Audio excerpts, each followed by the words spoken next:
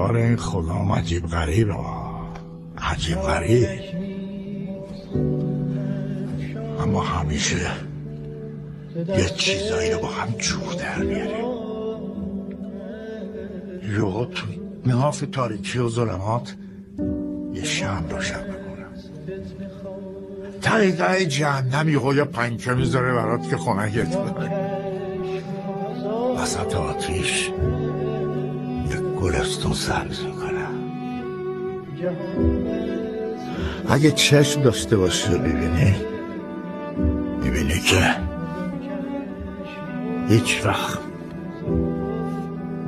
از بیخوا بون نمیبردت، ریشه کنت نمیکنه،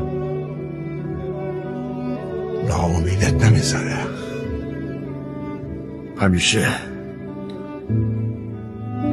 یه جوری به زندگی وصلت